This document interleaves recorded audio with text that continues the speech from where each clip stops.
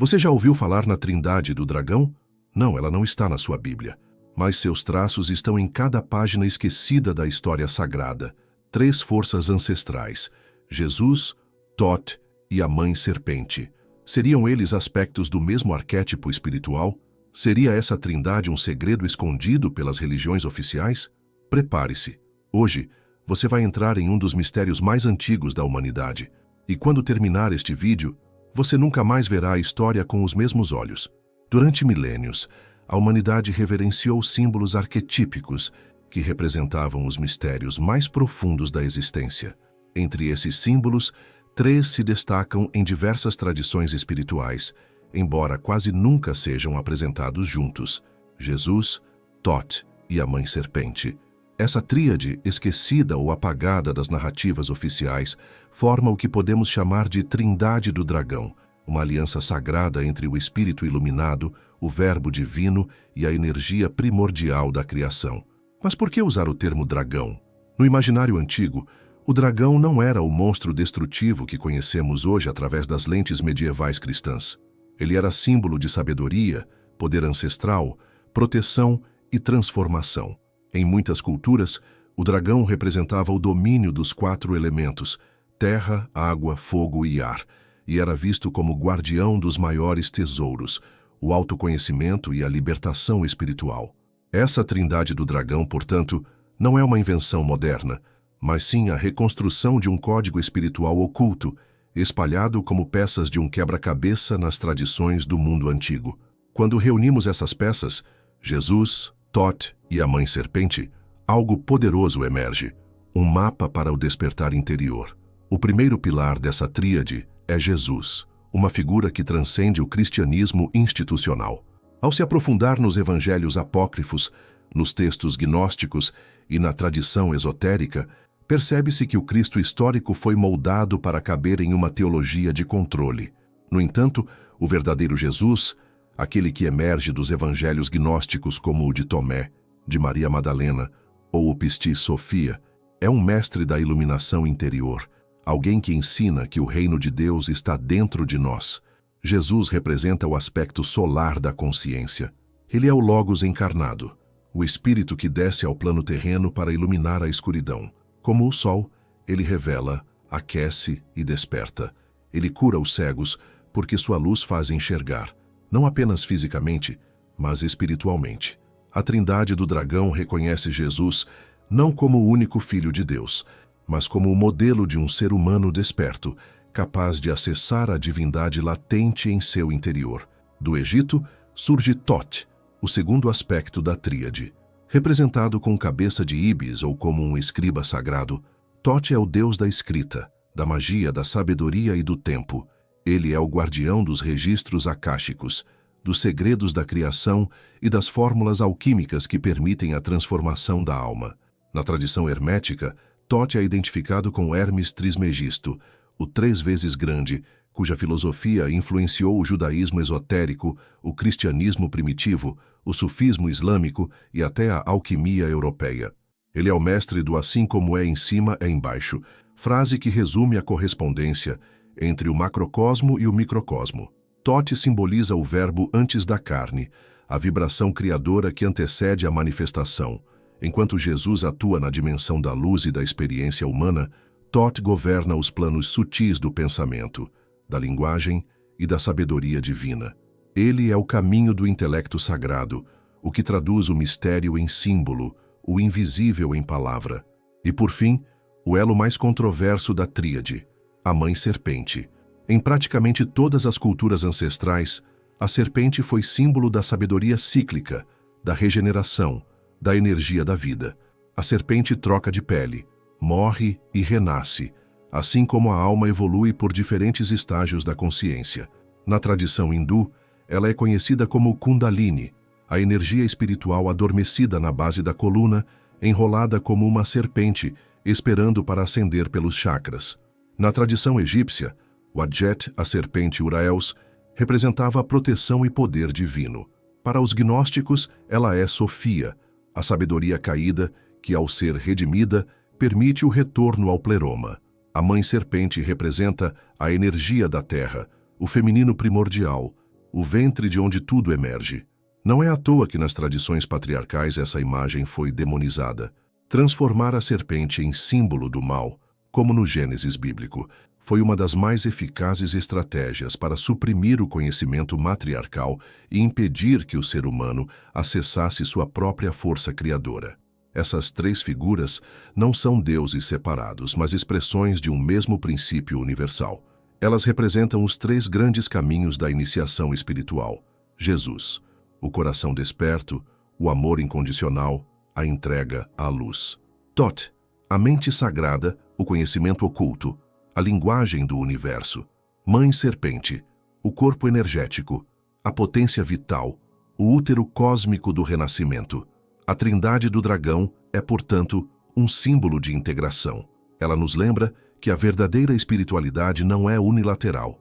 Não basta apenas crer Jesus, ou apenas saber Thoth, ou apenas sentir a energia, Mãe Serpente. É preciso alinhar os três centros do ser: mente, coração e corpo. A pergunta que surge inevitavelmente é: por que essa trindade foi escondida? Porque ela oferece poder ao indivíduo. Porque ela rompe com a necessidade de intermediários, dogmas ou templos externos.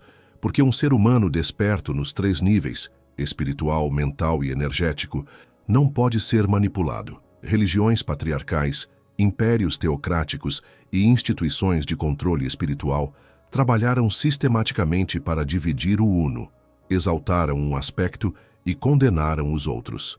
Transformaram o Cristo em um objeto de adoração passiva, marginalizaram Thoth como mitologia pagã e demonizaram a Mãe Serpente como fonte do pecado. Mas agora, neste tempo de relembrança, as peças estão voltando ao lugar. A trindade do dragão não é uma religião, é um chamado ao despertar completo do ser.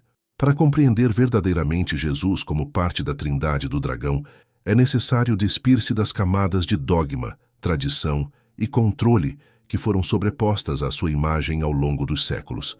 O Cristo que nos foi apresentado nas igrejas é apenas uma sombra da verdadeira presença que atravessa os tempos como um arquétipo solar, um mestre iniciático e um símbolo vivo da iluminação interior. Mas e se Jesus fosse muito mais do que um profeta? E se ele representasse o próprio dragão de luz que desce aos infernos da inconsciência humana para acender a centelha divina em cada alma? O Novo Testamento, especialmente em sua forma canônica, oferece uma imagem fragmentada e adaptada de Jesus. Após os concílios do século IV, muitos evangelhos foram excluídos, queimados ou condenados. Textos como o Evangelho de Tomé, o Evangelho de Maria Madalena, o Evangelho de Filipe e o Pistis Sofia traziam visões muito diferentes do Cristo, não como Salvador externo, mas como um espelho do eu superior, como um guia interno para a iluminação. Nesses textos, Jesus não diz "creia em mim", mas sim "quem busca, encontrará. E quando encontrar, ficará perturbado. E quando se perturbar, se maravilhará e reinará sobre o todo." Evangelho de Tomé. Essa frase não é um convite à obediência cega, mas sim à jornada iniciática. É o chamado do herói espiritual para mergulhar nas profundezas do ser, confrontar suas sombras e retornar transformado. Embora pareça estranho associar Jesus a um dragão, o símbolo é perfeitamente adequado, mas é preciso compreender o que o dragão representava nas culturas antigas. O dragão era o guardião do tesouro espiritual. Era a força que precisava ser vencida, não destruída, mas transcendida. Em muitas tradições, o dragão é a própria força da alma ainda indomada, o fogo do espírito que, quando purificado, se torna luz. Jesus representa esse fogo crístico. Ele mesmo afirma: "Eu vim lançar fogo sobre a terra e como gostaria que já estivesse aceso." Lucas 12:49. Não é o fogo da destruição, é o fogo alquímico da transformação. Como o dragão que desce às profundezas, Jesus entra no mundo denso da matéria, habita entre os humanos, sofre, morre e renasce, não apenas por nós, mas como nós, para nos mostrar o caminho da elevação. Essa é a verdadeira via crística, ensinada pelas escolas esotéricas, a jornada do espírito através da carne, em direção à reconexão com o divino. Na tradição gnóstica, Jesus é mais do que um mestre. Ele é a personificação do Logos, a palavra viva, mas também da gnose, o conhecimento direto do divino. Ele não veio fundar uma religião externa, mas sim reacender a lembrança do sagrado que habita em cada ser humano. Nos textos do Pistis Sophia, por exemplo, Jesus ensina sobre os diversos planos do universo, as esferas celestes e os mistérios do feminino divino. Ele revela o caminho da ascensão da alma, não como uma crença, mas como experiência direta. Nesse contexto, Jesus é o iniciador, o que entrega as chaves espirituais aos que estão prontos para receber. E mais importante, o Cristo gnóstico reconhece Maria Madalena como igual, não como pecadora, mas como aquela que entendeu plenamente seus ensinamentos. O próprio texto a chama de Mãe da Luz e aquela que compreendeu profundamente. Esse detalhe revela muito. A trindade do dragão não é feita de dogmas masculinos autoritários, mas de um equilíbrio entre o Logos, Thoth, o amor, Jesus, e a sabedoria criadora, a Mãe Serpente. Há ainda outro aspecto pouco discutido, o corpo de luz que Jesus manifesta após sua ressurreição. Esse fenômeno não é um milagre isolado, mas parte de uma longa tradição espiritual. Na tradição egípcia, os iniciados passavam por mortes simbólicas e renascimentos, assumindo o corpo de luz de Osíris. No Tibete, os mestres realizavam o corpo arco-íris, onde o corpo físico desaparece e se transforma em luz pura. Jesus, ao ressuscitar e transfigurar-se, está ativando esse mesmo princípio. O Cristo interno não é uma figura exterior, mas uma frequência de consciência que todos podem despertar. Ele é o arquétipo do humano realizado, aquele que venceu o mundo, não com armas ou poder, mas com amor, verdade e luz. A verdadeira cruz de Jesus não é um instrumento de tortura, mas um símbolo alquímico, a união dos opostos, o ponto onde o espírito desce e encontra a matéria, o ponto onde o humano se encontra com o divino. A cruz é a chave para ativar o dragão interior, a energia crística em sua mais elevada forma. O que fizeram com essa verdade? Institucionalizaram, transformaram Jesus em um ídolo, em vez de um espelho. Construíram igrejas em seu nome, mas negaram seus ensinamentos mais profundos. Mas para aqueles que buscam além das palavras, além dos dogmas, o Cristo continua vivo. Ele vive em cada ato de compaixão, em cada despertar de consciência, em cada busca sincera pelo que é verdadeiro. Jesus é o dragão crístico, porque ele ilumina os caminhos sombrios da alma, acende o fogo da verdade e ensina a todos que o reino de Deus não está no céu, mas dentro de nós. Se Jesus representa a luz que desce para despertar o coração humano, então Thoth é o verbo que ordena o universo, o som primordial que estrutura a realidade. Conhecido como o deus egípcio da sabedoria, da escrita e do tempo, Thoth é muito mais do que uma figura mitológica. Ele é o arquétipo da mente sagrada, do conhecimento oculto que liga o céu à terra.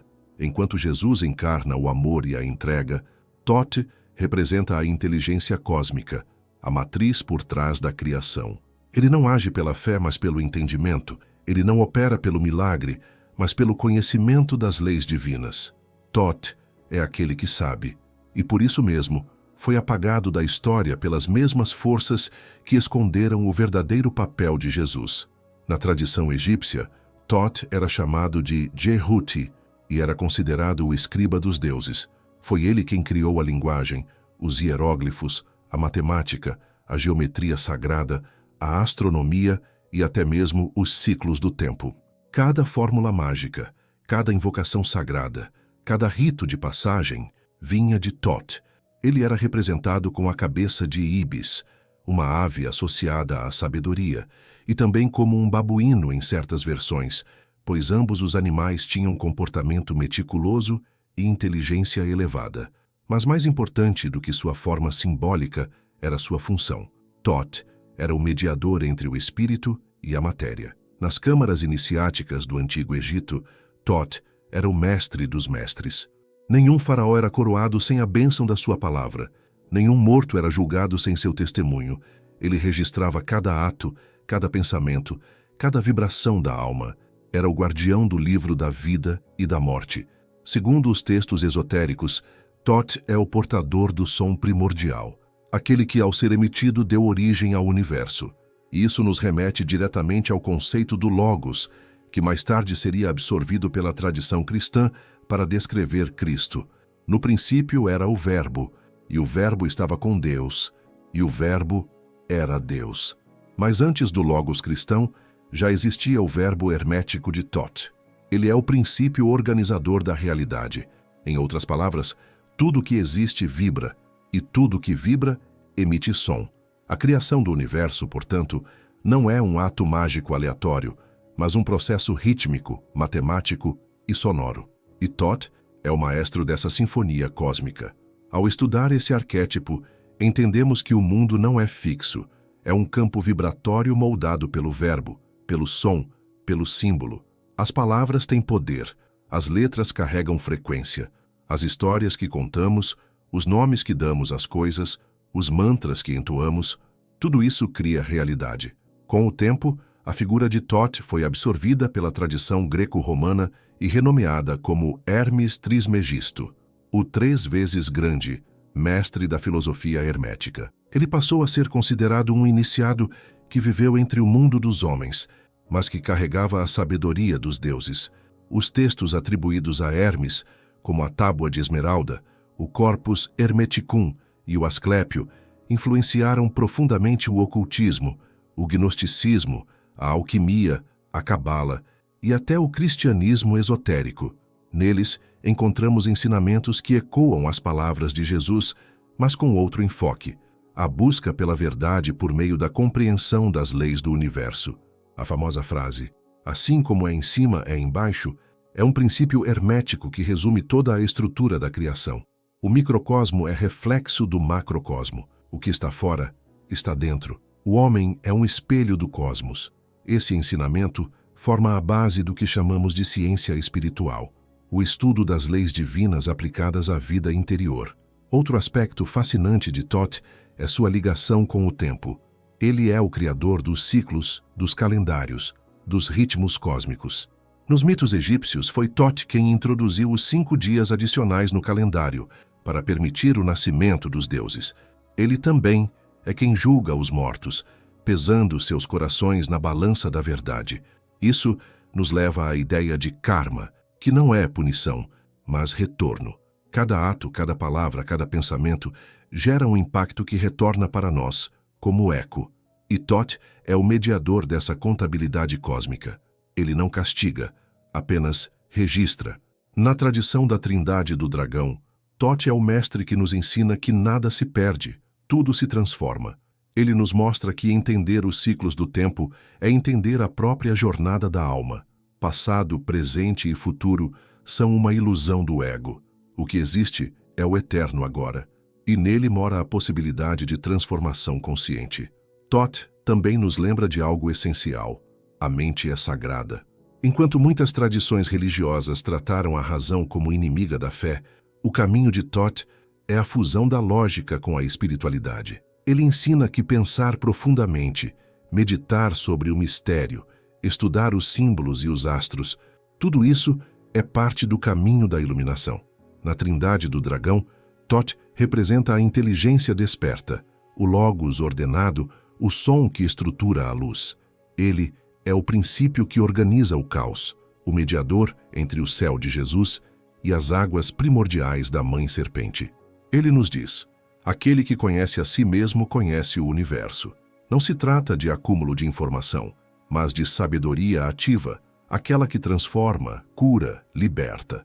O maior segredo de Tot não é sua figura mitológica, mas a lembrança de que ele vive dentro de nós. Em cada ideia criativa, em cada palavra consciente, em cada intuição que surge no silêncio, ali está Tot sussurrando.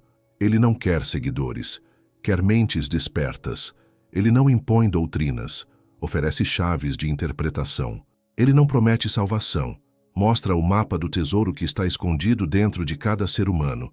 De todas as figuras da Trindade do Dragão, talvez a mais distorcida e demonizada ao longo da história seja a Mãe Serpente, onde antes ela representava sabedoria, fertilidade, renovação e poder criador, passou a simbolizar o mal, a tentação e o pecado. Mas por trás dessa narrativa manipulada está um dos arquétipos mais poderosos e primordiais da humanidade, o feminino divino, a serpente cósmica que dá à luz todas as formas de vida, energia e transformação. Muito antes da Bíblia associar a serpente ao mal, ela era símbolo sagrado em dezenas de culturas. Em civilizações matriarcais e xamânicas, a serpente era o elo entre o mundo visível e invisível, um animal que habita o solo, mas também se move com graça quase mística, como um rio, como o próprio tempo. No Egito, a deusa Wadjet era uma cobra protetora ligada à realeza e ao olho de Ra. Entre os hindus, a energia Kundalini é simbolizada como uma serpente enrolada na base da coluna vertebral, aguardando o momento de despertar. Nas Américas, os xamãs falam da serpente cósmica, aquela que dança entre os mundos e ensina a arte da cura e da metamorfose. Na tradição mesopotâmica, a deusa Nin-Hur-Sag era representada com símbolos serpentinos, e até na Grécia, a serpente aparece como regeneradora. Basta lembrar de Asclépio, deus da medicina, cujo cajado enrolado por uma serpente virou até hoje o símbolo da cura. Em todas essas culturas, a serpente está associada ao mistério feminino, o ciclo, o sangue, a vida que nasce da escuridão, a sabedoria intuitiva, o retorno e o renascimento. Mas algo mudou. Com a ascensão de sociedades patriarcais, a serpente passou a ser associada ao perigo e ao pecado. A narrativa bíblica do Gênesis é emblemática. Ali, a serpente é a instigadora da queda, a sedutora de Eva, a responsável pela expulsão do paraíso. Mas o que realmente está sendo contado nesse mito? Segundo algumas correntes gnósticas e ocultistas, a serpente não representa o mal, mas sim o conhecimento, a gnose que liberta. Eva, ao aceitar a maçã da serpente, não está pecando, mas acendendo a centelha da consciência. É por isso que, ao comer do fruto, seus olhos se abrem. Essa perspectiva revela algo revolucionário. A serpente era a portadora da sabedoria feminina, e por isso mesmo precisava ser demonizada. O pecado original, então, não foi o erro humano, mas sim o ato de buscar saber por si mesmo, de não obedecer cegamente, de não aceitar a autoridade imposta. Nesse contexto, personagens como Lilith, a primeira mulher que se recusou a se submeter, também foram excluídas. A figura de Sofia, a sabedoria feminina divina nos textos gnósticos, é descrita como aquela que caiu do pleroma, a plenitude celestial, e deu origem ao mundo material. Mas Sofia não é maligna. Ela representa o drama da consciência fragmentada, da divindade exilada dentro de nós. No campo da espiritualidade oriental, o símbolo da serpente aparece de forma ainda mais explícita como energia vital. A Kundalini Shakti, na tradição hindu, é a serpente adormecida na base da coluna, enrolada em 3 voltas e meia ao redor do osso sacro. Quando despertada através de práticas como meditação, respiração, yoga ou iniciação espiritual, ela ascende pelos chakras até o topo da cabeça, ativando centros de consciência cada vez mais elevados.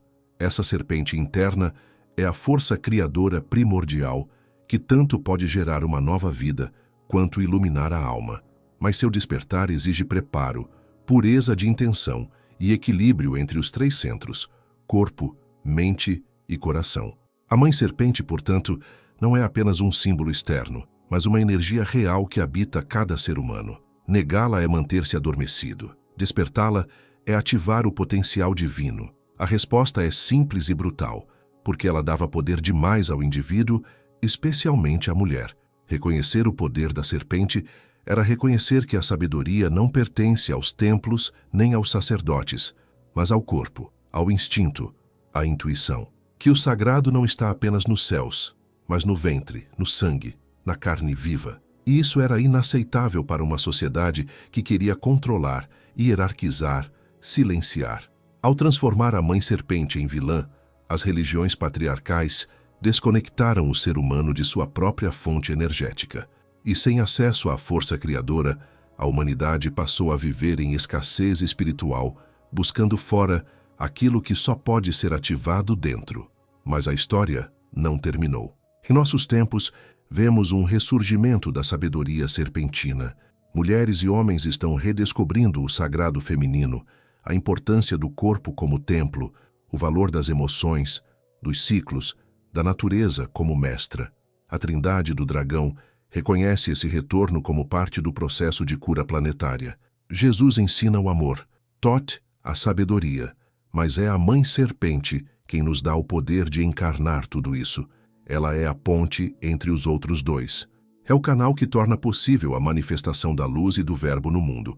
Sem ela, o conhecimento de Thoth fica no plano mental. Sem ela, o amor de Jesus se torna abstrato. Com ela, o divino se torna corpo, a luz se torna ação, o Verbo se torna carne.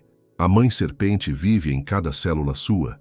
Ela é a energia que pulsa quando você sente prazer, quando cria algo novo, quando renasce depois da dor. Ela é a força que te move a buscar a verdade, mesmo quando o mundo inteiro tenta te convencer a dormir. E agora que você conhece seu nome, você nunca mais poderá negá-la. Ao longo da história, muitas religiões construíram muros, dividiram o céu da terra, o espírito do corpo, o sagrado do profano, o masculino do feminino. Criaram estruturas rígidas onde antes havia mistério fluido. Mas no coração de muitas tradições espirituais, antes da censura, antes da dominação patriarcal, havia uma unidade trina, uma tríade viva que refletia o próprio ciclo da criação, da sabedoria e da regeneração. Essa tríade foi esquecida por muitos nomes, mas hoje a resgatamos com 3 símbolos universais: Jesus, Thoth e a Mãe Serpente, a Trindade do Dragão. Não são figuras isoladas nem personagens para adoração cega. São arquétipos vivos, forças que coexistem dentro de cada ser humano. Quando unidas, elas revelam um caminho de poder, sabedoria e libertação. Mas por que dragão? E por que essa verdade foi escondida? Ao contrário da visão medieval ocidental, que transformou o dragão em um inimigo a ser destruído, nas tradições ancestrais o dragão era símbolo da unidade entre os opostos. Ele voa nos céus, espírito, caminha pela terra, matéria, e mergulha nas águas profundas, emoção e inconsciente. O dragão representa a integração. Ele não é o bem ou o mal, ele é a força crua da vida, o fogo que tanto pode destruir quanto iluminar. Por isso, as escolas iniciáticas o usavam como símbolo da última etapa da jornada. Quando o iniciado conquista a si mesmo e domina as forças interiores, ele se torna o dragão. A Trindade do Dragão não é sobre 3 deuses diferentes, é sobre 3 chaves para um mesmo portal. Jesus é o coração solar, que ama, cura, se entrega e ilumina. Thoth é a mente cósmica, que decifra, revela, organiza e comunica. A Mãe Serpente é o corpo energético que cria, sente, pulsa e transforma. Juntas, essas 3 forças nos ensinam o que as religiões esqueceram. O divino não está fora, está dentro. A supressão dessa trindade não foi por acaso. A história da espiritualidade humana foi marcada por tentativas sistemáticas de dividir e controlar. A sabedoria de Thoth foi fragmentada em rituais sem alma. O amor de Jesus foi condicionado ao medo e à culpa, e o poder da Mãe Serpente foi demonizado e expulso dos altares. Essa divisão teve um preço. Ela nos deixou desconectados da natureza, com medo do próprio corpo, culpados por nossos desejos e ansiosos por uma salvação externa. Ela criou uma humanidade fragmentada, onde o espiritual e o racional são inimigos e onde o feminino foi excluído dos mistérios sagrados. Mas o que acontece quando essas 3 partes voltam a se unir? A reconexão com a Trindade do Dragão não é um ato religioso, é um processo de reintegração interior. Quando você se permite sentir o fogo do amor incondicional, sem medo de errar, você está tocando Jesus. Quando você busca compreender os ciclos da vida, os símbolos, os arquétipos e as leis que regem o universo, você está ouvindo Thoth. E quando você honra o seu corpo como templo, desperta sua energia vital e dança com o mistério da vida, a Mãe Serpente se move em você. E quando esses 3 aspectos se alinham, o dragão desperta. Você começa a perceber que tudo está interligado, que não há separação entre ciência e espiritualidade, entre matéria e espírito, entre homem e mulher, entre luz e sombra. Você entende que o verdadeiro templo não é feito de pedra, mas de carne, sangue, intenção e consciência. Você para de procurar gurus, dogmas, intermediários e começa a se lembrar. Você já tem tudo dentro de si. O despertar para a Trindade do Dragão é um chamado à responsabilidade espiritual. Não basta saber, é preciso viver. Honre sua luz, mas não negue sua sombra. Estude, mas também sinta. Medite, mas também se mova. Cuide do corpo, mas nutra a alma. Ouça a razão, mas confie na intuição. Siga a ciência, mas reconheça o mistério. Caminhe como humano, mas lembre-se, você é também divino. Você não está aqui para obedecer passivamente, mas para criar ativamente. Você não veio apenas para seguir regras, mas para manifestar o Espírito em matéria viva. E essa é a chave mais poderosa da Trindade. Ela é viva, e ela vive em você. Estamos entrando em um tempo em que velhas estruturas estão ruindo. As instituições não têm mais as respostas. As religiões estão em crise. A ciência, sozinha, não responde ao clamor da alma. A Terra pede equilíbrio. O ser humano busca sentido. E é exatamente agora que o antigo dragão renasce das cinzas da história. Mas não como um monstro, como um símbolo de cura, integração e despertar. Jesus, Thoth e a Mãe Serpente são três faces de uma mesma verdade. A consciência humana é divina, sagrada e transformadora. O conhecimento, o amor e a energia da vida não estão em templos, nem em dogmas, mas no próprio ser humano desperto. Eles apagaram isso da história, mas você acaba de se lembrar. O dragão não é o inimigo. O dragão é você. Quando você une a sabedoria de Thoth, o amor de Jesus e a energia da Mãe Serpente, você desperta o que as antigas escolas chamavam de luz interna. Essa é a verdadeira Trindade. Não aquela moldada por concílios, mas a que vibra dentro da alma humana desde os tempos antigos. Agora me diga, você está pronto para despertar o dragão em você? Se este vídeo mexeu com você, curta, compartilhe e, principalmente, comente. Você já sentiu essas três forças dentro de si? Inscreva-se para mais conteúdos como este. A história que te contaram foi só uma parte.